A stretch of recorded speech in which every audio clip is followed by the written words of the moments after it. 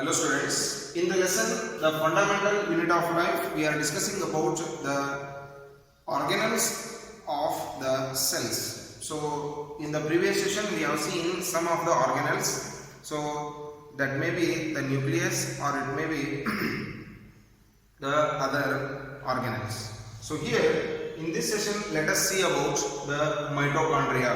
So here we can see the structure of the mitochondria, that is the transverse section. So when we are going to cut half of the mitochondria, so when we are going to see the transverse section of the mitochondria, we will see the inside structure like this. So here we can see the different types of the parts are there in this structure, that is the outer membrane, inner membrane, matrix, DNA, ribosomes, cristae and the intermembrane space. So let us see one by one about these parts. So here the first one, the outer membrane. So here the outer membrane is going to provide exact structure to the mitochondria, and also it is porous. The outer membrane is porous. So porous means it has many pores. So the outer membrane has many pores, so it is going to allow the materials which are essential inside the organelle, and it is going to send the unwanted materials out of the organelle. So like that, which allows the wanted and it sends the unwanted materials inside and outside respectively. So here that's why we consider this layer as the outer membrane as a porous membrane. So the next one is the inner membrane.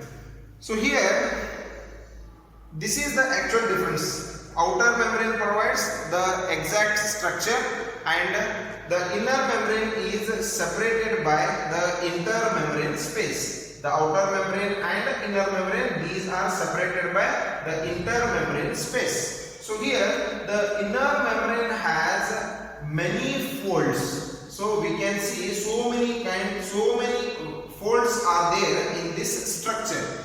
So here these structures, the finger-like projections what we are looking in this structure, these folds are called the cristae. The folds what we can see in the inner structure of this mitochondria, that is called the cristae. The finger-like projections present in the inner walls of the inner membrane, that is called the cristae. So here the matrix are the liquid which is present inside the structure of the mitochondria, that is called the matrix, which contains the nutrients as well as the essential items for the mitochondria. And here the DNA. So here DNA and ribosomes are the special materials that we can see in this mitochondria, so which is not present in the other organelles what we have seen before. So this is the strange type of the structure in which we can see the DNA and ribosomes.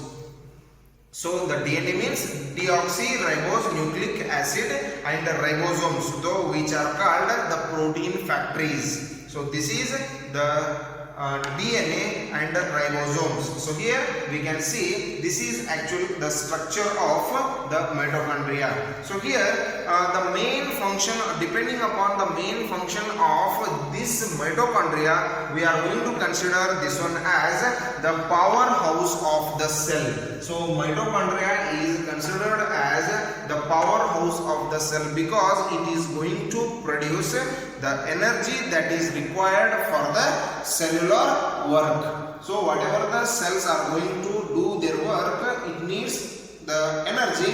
That energy is prepared by the mitochondria. That's why it is considered as the powerhouse of the cell. So here the energy which is released by the mitochondria, that will be in the form of ATP. The energy which is released by the mitochondria that is in the form of ATP. ATP means adenosine triphosphate. Adenosine triphosphate. So here this ATP is considered as the energy currency of the cell. The ATP is considered as the energy currency of the cell. So here ATP is used. So the ATP is used for making the new chemical compounds. The ATP is used for making the new chemical compounds and as well as for the mechanical work of the cell. ATP is used for the making of new chemical compounds and also for the mechanical work of the cell. And it has two membranes. So already we have seen that the mitochondria has two membranes, that is the outer membrane and the inner membrane. So outer membrane is porous. Outer membrane is porous and the inner membrane has many deeply folded structures. Inner membrane has many deeply folded structures. These structures are called the cristae. These structures are called the cristae. So here we can see why it has this much of the folds inside the structure means, so it helps or it gives the extra surface. It provides the extra surface to the structure so that it can help to generate the chemical reactions. So in the production of the ATP, so many kinds of chemical reactions are going to take place. For that chemical reaction, so it needs some extra space. To provide that extra space, so it helps, this inner membrane helps to generate the chemical reactions. So the last point, it has its own DNA and ribosomes. So already I told that. So it has its own DNA and ribosomes. So they are able to make their own proteins. So for the production of the energy, so for the production of the ATP, whatever the energy, whatever the nutrients needed by the mitochondria, so this mitochondria is able, so itself it is able to produce their own proteins. Is it clear? Hope it is clear. So let us move for the one more organelle. So the next organelle of the cell is the plastids. So we can see the plastids in only the plant cells. So these plastids are considered as the extra chromosomal DNA. So plastids are considered as the extra chromosomal DNA. So let us see about the plastids and its functions. So here plastids are present only in the plant cells. Plastids are present only in the plant cells. So there are two types of plastids are there. Those are the chromoplasts and leucoplasts. So here there are two types of plastids are there, though which are called the chromoplasts and leucoplasts. So here we can see the chromoplasts are colored substances. Chromoplasts are colored substances and leucoplasts are colorless substances. So here these can give, these have chromo means, here the word chromo means color. Chromo means color. So these are the colorful substances. So leucoplast means these are the colorless substances. So here these contain the pigment called chlorophyll. So here in the plastids we can see the pigment that is called chlorophyll. So if the chlorophyll is present, so they are called the chloroplasts. So here we have seen already, we have that idea. Chlorophyll is green in color. So we can see the chloroplast that is in the yellow color or also in the orange color. Not only we can see the chlorophyll in green color, so even we can see the chloroplasts in the yellow and orange colors also. So leucoplasts.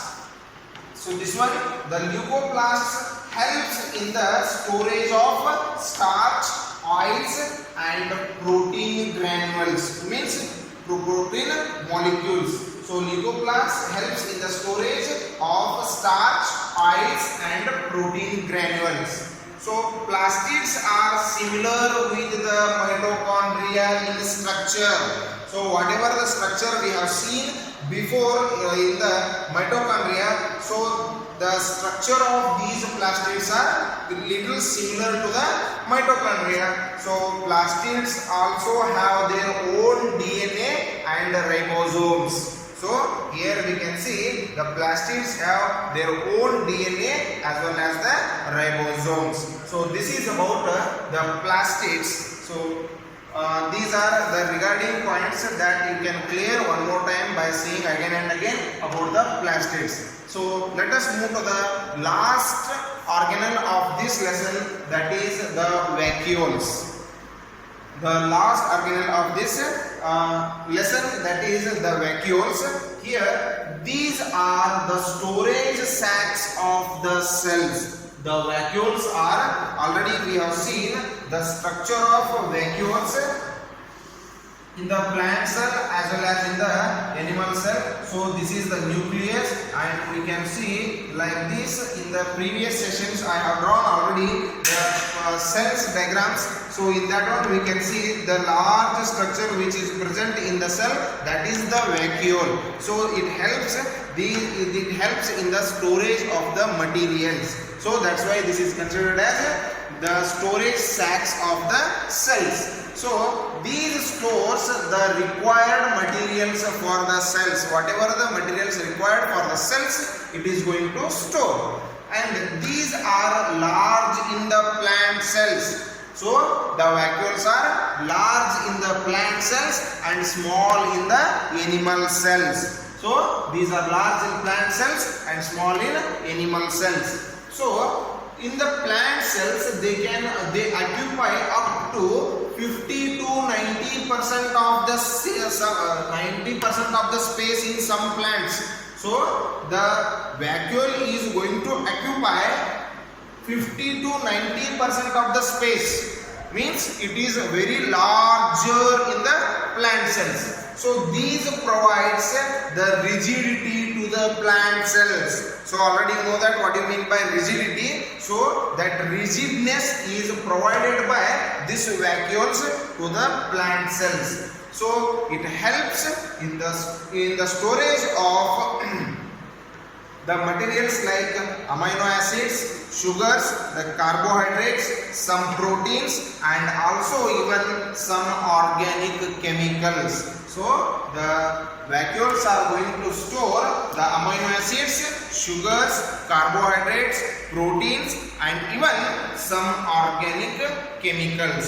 So this is about the organelles of the cells, so that are present in the plant cell as well as in the animal cell. So this is the completion of the first lesson of the biology part, that is the fundamental unit of life. So regarding this one, if you have any doubts, you can send the questions to the WhatsApp number, and you have to practice the diagrams what I have drawn in the previous sessions and also in this session. Those are very important for the examination point of view. So read well. If you get any doubts, you can send the questions. Thank you for watching. Have a nice day.